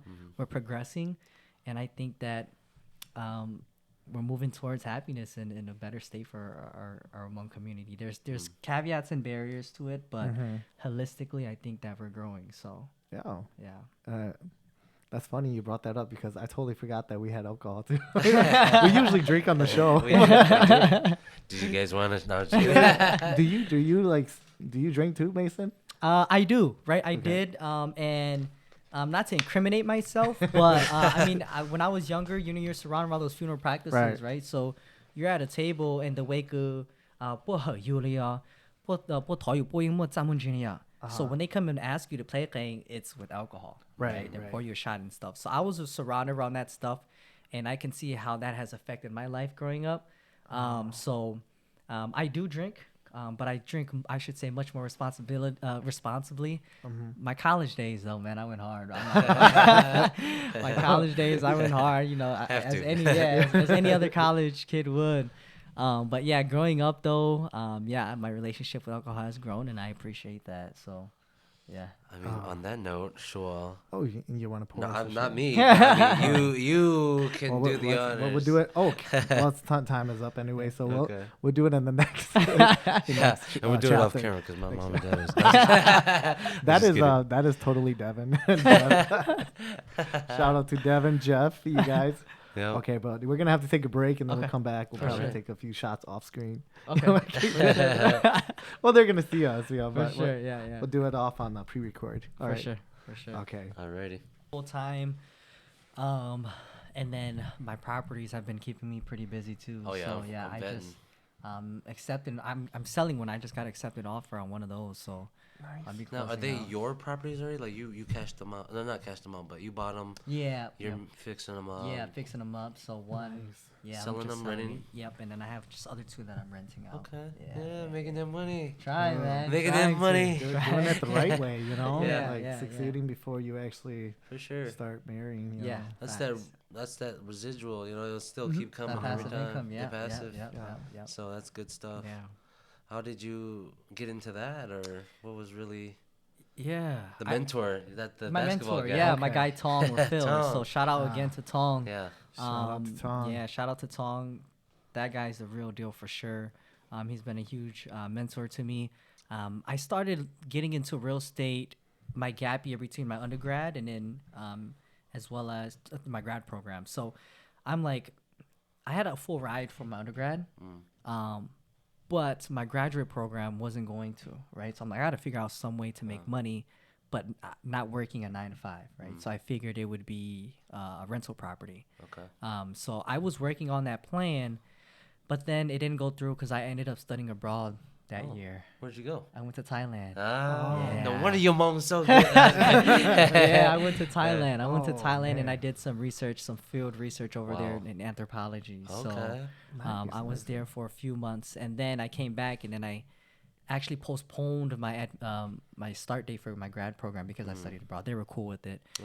So then when I got back, I started my grad program. I wasn't able to do it.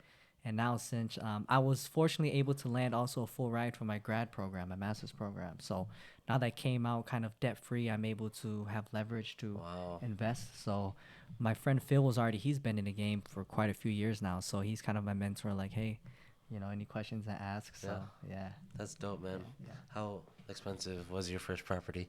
My first one was 196,000. Damn, Yeah, that's yeah. pretty good. Our market that over there actually isn't is. as bad as over here. Okay. Yeah, our market over there isn't as bad as over here. But Nice yeah, place, that's too. what my first one was. Yeah, it was a triplex. So Oh, yeah, damn. yeah. So I was able. So you was, Wow, and you still, I'm triplex. Oh, assuming man. you still have it, Yep. renting it, Yeah, renting it. So, triplex. Yeah. That's the money maker right Yeah, there. yeah. So That's the money Triplex maker. is how much triplex? 3. Three. Yep, 3 units. Okay, Yep, triplex. 3 Wow. units, and then. For the viewers who don't know, Oh yeah, it's a triplex. forget. It's a Triplex. 3 unit, and then just last year of May, then I acquired 2 duplexes. Damn. Yeah, 2 oh duplexes. So man, I just sold what I haven't said I should, so it's still contingent on some things, but I do have an accepted offer for that. So Okay. yeah. I know who to look for. he's still single, girls. He got 3 duplex. That's dope, man. Are appreciate you? What's this new place you're looking at? So this new place is single family. Okay. Trying to get into an Airbnb. Yeah. Oh, that's right. That's right. Yeah, Ah, try to get gotcha. into an Airbnb. So I'm up here more money honestly there. quite often a bit. So if I need a place to crash, I'll go there. But yeah, I'm using it as kind of an Airbnb during July 4th and stuff like that. Did you see that party house somebody posted up? I It was did like not.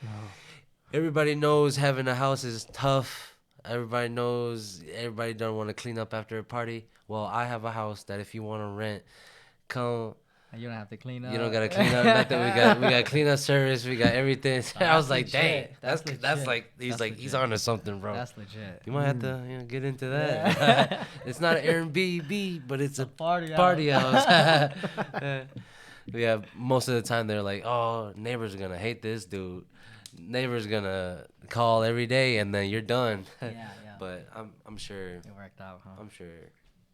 It's a hard niche though. You gotta know what you're going into. Oh, for sure. Yeah. Definitely doing research. Yeah. Yeah. I mean, like I said, I do everything, right? So I was at a point of time where I was a personal assistant for a brokerage guy. Oh, okay. I can't even say it. A broker. Okay. So he taught me ins and out, and he was like, "Oh yeah, trying to get you your real estate license too." And I was like, I'm on the up and up, hungry for it, but once boxing gets on your plate, and then football gets on your plate, and then boom, you get a job, a real job, instead of working at real estate or whatever. But what was your difficulties? Because I know how hard it is to get your real estate license, and it's not hard, but it's like a lot of self-motivation, a lot of, Yeah. well, how did you persevered through that? Yeah, so I'm not a licensed realtor. Oh. I did. That's I was studying ins for and it. outs. Yeah, You did it yeah, right. yeah. So I was studying for it, but I never got to take the exam. Okay. And I will say that one of the main caveats was because I found other ways to make money without my Without realtor it. license. Yeah. Especially, My mentor was like, "Bro, you're slacking. You're slacking. How come you haven't gone?" I'm like, to be honest, I don't know. I just felt like it wasn't a necessity for me, where I can just be an investor without it. Yeah. Yeah. So that's kind of where. Well, Yeah, and that you know, was kinda my main pockets play a big role. Mm-hmm. You know, you gotta have either deep Into it. pockets or someone who you know who has deep Right, pockets, so you right. can bring them into the investment, so you can take a little chunk Uh-huh, out that. for You know, I sure. was in a little something too. Oh, Don't yeah, play Jimmy. me. I'm just kidding. But no, like, cause then you're doing it right, and you're doing it even better, cause then you're not getting your hands dirty. You know, maybe you got a little money to throw somebody to go fix the house. You know, so you're doing it right. You know. Appreciate it. That does lead me to one of my other questions, which was like that difficulties. What did you struggle with? Like, just if not real estate, if not basketball, just In general. you. What made you human?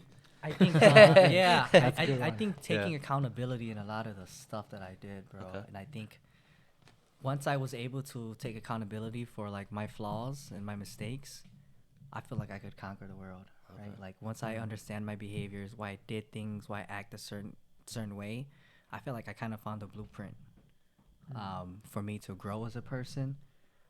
So that was my main struggle was not knowing, right? Not self-reflecting about who I am, why I did things I did.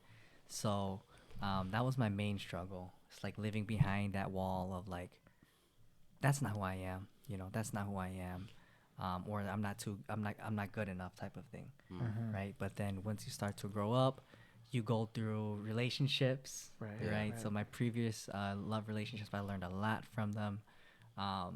Failures in school, failures, arguments with family, losses in basketball, all of all those types of struggles definitely made me have to reflect about why things are happening the way they do. And then once I learned how to reflect and take accountability, like, damn, maybe I am this type of person. I'm like, and now I know what I have to do. So I kind of like, I feel like, damn, I can conquer a lot of things. That's cool, man. Yeah. That's really cool. Yeah. Sure, I know you had a couple things you had. Man, you wanted to. I have a lot, but you pretty much cover most of it. You know, just like in the conversations. Yeah. And some of them were just like random questions. Random too. is cool. Yeah. So let's see. Okay. Oh man, this one's pretty random. So why Tossing it out there. Okay. Why do you someone was talking about since you're a single guy, I could actually ask you this. Yeah. Why don't you go over to Thailand to mo may ape because Yeah. may ape.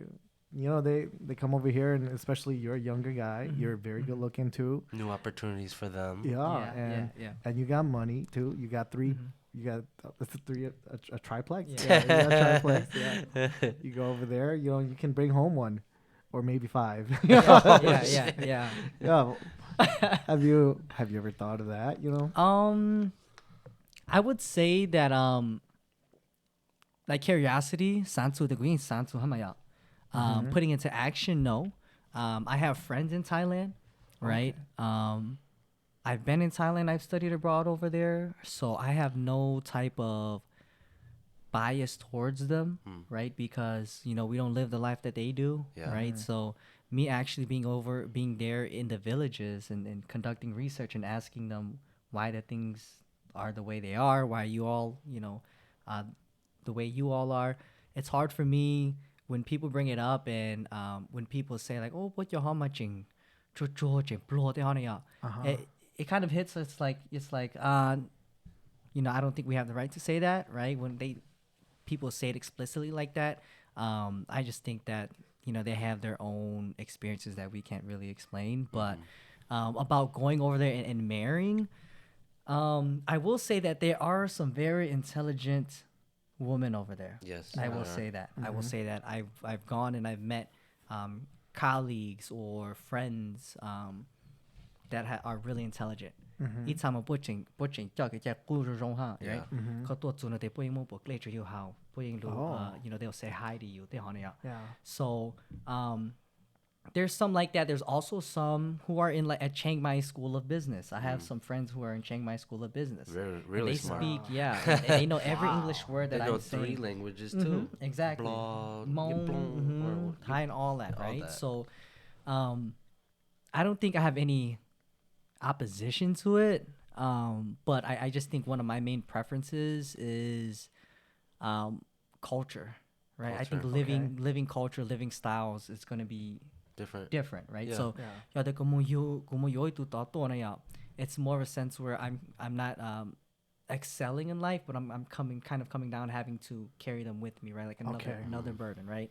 And I don't like to use the word burden if I get married, but that's just how I, personally my preferences, right? And again, it's no bias or anything like that, but I think just even in America here too, like everyone has their own style, their preference, right? Oh, yeah. Being For excited to déjà biết excited que hello zone or jiao zone or right, that too, right? Yeah. So similar is like that is I just prefer someone who might understand might know how to better navigate themselves independently in the United States here, around expenses, around education, around going to the DMV, things like that, small basic things like that. So that's kind of my preference. But I will say out to everyone out there, hey, go for it, right? Go for it. Just know kind of what you're getting yourself into. And again, hey, if they support you, you love them, they love you. And boy, you tell you, Yeah, that's very well said. Very thoughtful too, Yes. Yeah. And you're right. I mean, it's, my dad has always patronized me about that, I'll take you to Thailand, we'll get you a real nice Christian girl. I was there's Christians over there's there? Christian. He does gospel out there, man. He's going on Monday. Belle's right here, right? No, she knows this. He says it all the time. It's not that he doesn't like her. It's that he wants to help the kids out there too. Gotcha. They need better homes, and he knows that we can bring better lives to them as too. Well, you can marry 2 guys over there, right? I'm just kidding. Belle's already giving me. Looks like we're gonna have a sparring match. But no, like I told my dad, like, Dad, I think it's gonna be really hard for me as a Hmong Mika guy to just express myself to her, or to communicate, because my Hmong is blotchy, or 3, like you said, culture, she has different ways of living life, and I've been getting used to a lot of American girls from growing up in my life, so me personally, I don't even know if I will like a Thailand girl because of how I was brought up in life. I like it when we argue. It makes me know that you still gotta fight for me too. So I don't want you to just love me because I'm bringing you to America. You know what I'm saying? Gotcha. And it's not that if I go out there I'm not gonna fall in love with you. It's that 10 grand is real. And my Momika ain't got 10 grand. I'm just kidding. But no, it's legit, That's facts. It's legit because it's a big process. I've seen the process. It's nothing you have to fail as an American boy to kind of go out there, low key. Yeah, low key. So that's true. Like he said, if all kudos to you, bro. If you gotta go out there, Do what you gotta do. do what you gotta do. Fall in love for sure. Make sure you fall in love, because if you don't, it's gonna be a lot. Your bank account, your love, your time, your Yeah, That's So, facts, though. that even is your- very true. your mental state too. So Mental health is huge. yep. I got a buddy out there. He can't come back no more. He ain't got the money to come back. Yeah, that boy's out there living life with his son. That's crazy. Oh, really? Yeah. He got stuck. Well, it's not that he got stuck. I'm sure he fell in love and was like, no, Yeah, you know, yeah. And then less everything. worries, less stuff. Yeah. So Yeah. I think that's the better way too. Facts, yeah. All right, let's my next question. I'm gonna look here.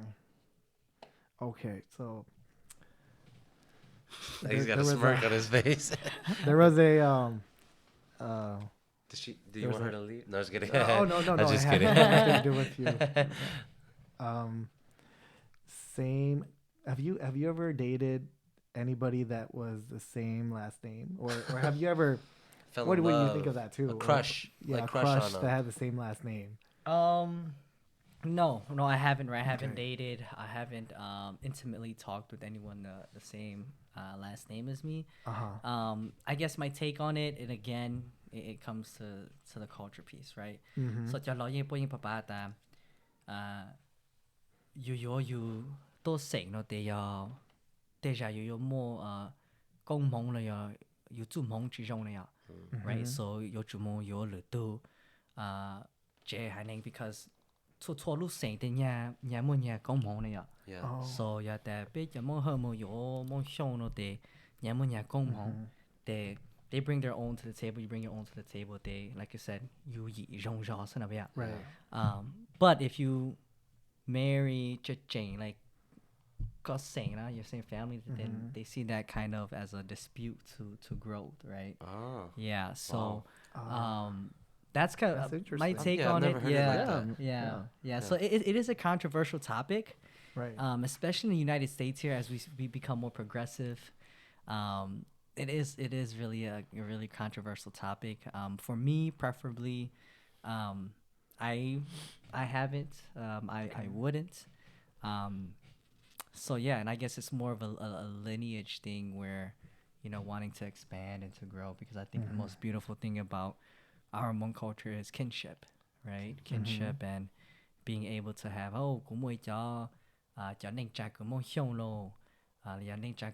whatever it is that I can communicate with, rather than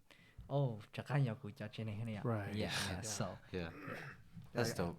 I got a story about that. You guys want to hear it? go for it. That's all you.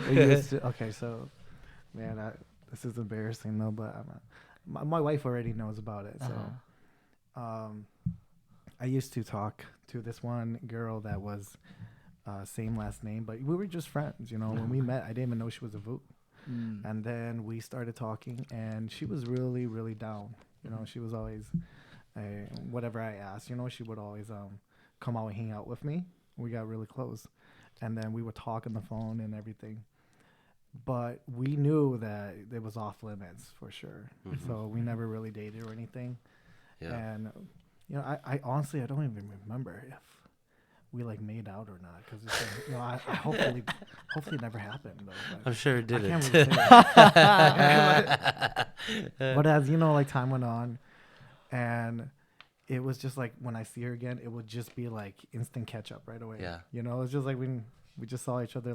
It felt like we just saw each other yesterday when we just instant catch up. Yeah. And then I guess my parents got divorced. We split up, and I go to Arkansas and I come back. And I'm already married. It's been 15 years, right? And she's married. I'm married. And we were doing our taxes, right? So we go to this one place to do our taxes, and I see this girl that looked just like her. And I'm like, well, she looks like her, right? But I'm not sure because I haven't seen her 15 years. So I'm like, maybe it's her, maybe it's not. I don't know.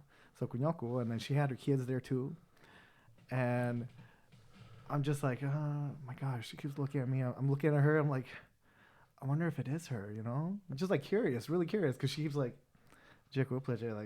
caught her doing that several times. And then I'm doing it at the same time. My wife is right here. And so I go out, come back, and we go in, and then they come in to do our taxes, where they're the booth right next to us, right? So they're talking to this guy next to us, and we're talking to this guy. And that's when I found out that it probably was her, because They said his name. They asked what the kids' names were, and she said they said that their oldest was Shua. I'm like, oh my god, 100% that's her. So it was like, oh my god, that's her though. 100% that's her. That was, she named her kid after me. So Yeah. Damn, bro, don't let him hear that. No, I'm just kidding. my wife knows about it, you know. No, like, yeah. Oh man. that's when I right off the bat I'm like, that's got to be her. Gotta be her. It's gotta gotta be. be. I mean, That's her Ain't no firstborn. way, and, it's right? gotta be. Yeah. I mean, coincidence. I think there's like a word for it. Coincidence or just a math. One out of a million, you know. Yeah. Or why would you? I'm not. Hopefully she never sees this. Though. She knows exactly. I'm who I about to am. pop off after this, man. Somebody do some research. Somebody's doing research right now. Doing freaking dig deep. I don't think anybody's gonna find out, but No, nobody cares enough. yeah. Nobody cares. I mean, sorry to say it like that, but I mean, No, I agree. I too agree. much I people hope care about themselves. Selfish, right? Yeah. that's true. I rather it that way. Yeah. There was one video I was watching. This guy, he was live streaming, right? Uh-huh. And this guy screenshots it, edits it like real quick off screen. yeah, yeah. Boom, puts glasses, beard on it, and says, reposts it on his live stream and goes, "Bro, we look alike." And he's like, on his live stream, "Oh, bro, we do look alike." Like, come on, bro. It's that easy. Somebody's out there doing research right now because it's that easy. You just gotta do it. Technology, man. Technology, Oh. man, for sure. Because, like, I mean, just catfishing. Mm-hmm. Oh, It's yeah. a big Yeah. deal. I don't know. You guys ever watched that show, Catfish? Yeah. I did. I never got why they would call it catfish until I actually saw the catfish, Yeah. the documentary. Yeah, yeah, yeah. Right? And that made sense. And I'm like, oh, okay, Yeah. you It's know. crazy. But that's big. It It's is big now. and I'm sure it's hit big time in the Hmong community as Yeah. well. But I mean, we can always dive deep into that. We're so short on time, you know. Yeah. Do you have one more question on there for him, or if you don't want to say other stuff either? If not, then we can. Do you have any? I'm out me of see. questions. You know, like we kind of answer a lot of them on the way. He said, never heard that story from Shua. Who said that? Chad. Oh, it's Oh. on now. All right. Yeah, Well, I yeah. You mean, pretty much answer all of them. a lot of them just want to say hey to you. Well, a lot of them just missed out. Shout out, Oh. shout out to everyone watching. Shelby. Well, Shelby was watching too, boy. yeah, She got she your was ass. there watching. Yeah. Oh, okay. What would you say to the fans that are watching or the followers that are watching? Yeah. What- I guess what I would have to say is one is be kind to yourself for sure. Mm-hmm. Be kind to yourself. If there's one thing that wanted you all to take away from this is be kind to yourself. Don't ever be afraid to be yourself. Yeah, because behind that mask is a huge learning opportunity. So be yourself. Take Wow. advantage of everything that comes your way for sure. Damn. Yeah, take advantage of everything that comes your way because again, we know today, we don't know tomorrow. I know it's pretty cliche, but it's true. It's a true thing. Yeah. So definitely after my cousin has passed, I've definitely understand that like take advantage of everything you do. So that's my message. Shout outs to you all for sure for doing your thing. Yeah, So I see the space that you all provide, not just for others, for guests, but to you guys. So seeing a group of not just Hmong brothers, but brothers in general Yeah. Yeah. coming to talk like this in a safe space is huge, right? You Yeah. won't get a Yeah. lot like this. So I applaud you all. Even those that aren't here, I applaud you all. Shout out to you all for making this happen. And I only wish that going on, van chữ là giờ phụ công Yeah. nhờ công, bộ phòng công mong to everybody here. Thank Awesome. you. So Yeah. that hope you all keep growing, man. Keep Yeah. growing, and one day we'll see each other at the top. And you know, yeah, For sure, bro. yeah, yeah. Very nice. I'll give you sure. one of these. Thank you, Sure, Mason. yeah, Thank of you, course, Mason, for for sure, coming for on, man. sure. Next time we're gonna have you back on too. Yeah, for And sure, for sure. We'll definitely have try. The guys better be here. Yeah, I better be here Yeah. next time. I think they were scared, man. You couldn't intimidate them with all that hard speaking bad. words. It's like a debate up here, a debate show. Not a debate show, but it's like word warfare out there. So Well, it's next time very we'll have a dope. few to ease it up. You know what I'm Yeah, saying? yeah, for sure, bro. I mean, not only that, you said whatever you said was great. You know, Mm-hmm. what do you have to say to yourself besides love yourself? Damn. To myself, I will say, continue to influence. Yeah, continue to influence. I think that's been my biggest drive right now. Yeah. Where I really popped off was me coming back and revisiting my passion to influence. Right. So Okay. I went on a grind for a bit. To work to build my financial freedom, Yeah. to acquire my 3 properties. Exactly. Yeah. And then after that, I thought about it like, damn, I'm not really serving what I really want to do. Right. It wasn't as rewarding as me making content about culture, teaching culture to the younger youth, or Beautiful. inspiring and teaching my stuff. So if I had to tell myself this is, don't stop, right? Don't stop. Yeah, don't stop. Don't become complacent where I'm at. Yeah. And keep striving. Any idea you have, like I said, to the right people, your ideas will be great ideas, opportunity for growth. But to other people who don't know, they might just call your ideas crazy. But yeah, I just got to surround myself around people have the same vision as me. And, you know, one day I'll get there. So, Hell yeah. yeah. Very cool, Yeah, bro. yeah, Yeah. yeah. Very cool. Appreciate it, man. Awesome. Thanks for Yeah, of course. Of course. great having you on. Thank you for joining us Of so course. much. We really got lucky with this one. It was a great one. Appreciate you all for having me. Some For wisery. sure. You're gonna keep growing. For sure. Hell yeah. Guaranteed. Thanks, bro. All right. Yeah. So we're gonna end it. We're gonna end it here. And you guys, thanks for following and watching. If you guys are out there, and stay tuned for the next episode. All right. All right. Peace. Deuces.